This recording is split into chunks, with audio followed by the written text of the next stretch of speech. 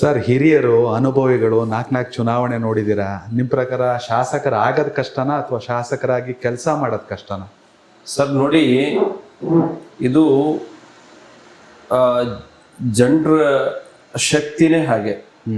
ಆ ಜನ ಏನು ಮತ ಕೊಡ್ತಾರೆ, ಮತದಾರ ಬಂಧುಗಳು, ಅದರ ಶಕ್ತಿ, ಅದರ ಪವರ್ ಏನಿದೆ, ನಿಜವಾಗ್ಲೂ ಕೂಡ ಜನಕ್ಕೆ ಉಪಯೋಗ ಆಗಬೇಕದು.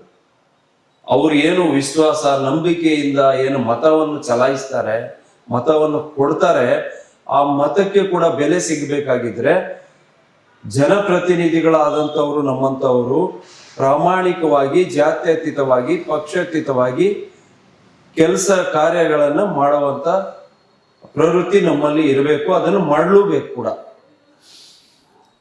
ಸರ್, ಪಕ್ಷದ ವಿಚಾರಕ್ಕೆ ಬರೋದಾದ್ರೆ JDS ನಲ್ಲೆಲ್ಲ ಸರಿ ಇದೆ ಅಂತ ಅನ್ಸುತ್ತಾ? ಸರ್, ಖಂಡಿತ ಸರಿ ಇದೆ. ನಂತರ ನಾನು ತುಂಬಾ ಜನನು ನೋಡಿದ್ದೇನೆ. ಕುಮಾರಣ್ಣ ಅಂತವರು ಇವತ್ತು ತಾಯಿ ಹೃದಯ ಯಾವ ರೀತಿ ಇರುತ್ತೋ ಆ ರೀತಿ ಭಾವನೆ ಇರುವಂತವ್ರು.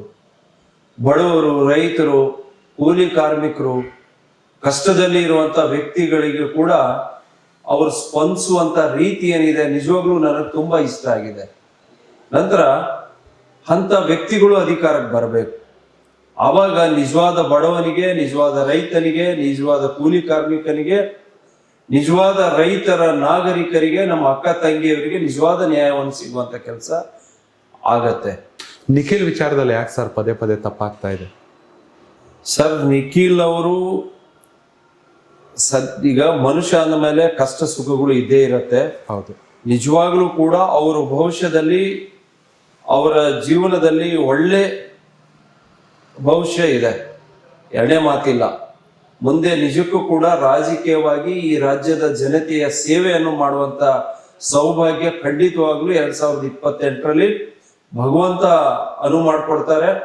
ಅವರು ಯಾವ ಕ್ಷೇತ್ರದಲ್ಲಿ ನಿಲ್ತಾರೆ, ಆ ಕ್ಷೇತ್ರದ ಅಕ್ಕ ತಂಗಿ, ತಾಯಂದ್ರು, ಅಣ್ಣ ತಮ್ಮಂದ್ರು ಎಲ್ಲರೂ ಕೂಡ ಆಶೀರ್ವಾದ ಗ್ಯಾರಂಟಿ ಮಾಡ್ತಾರೆ. ಅದು ನಂಬಿಕೆ ಇದೆ.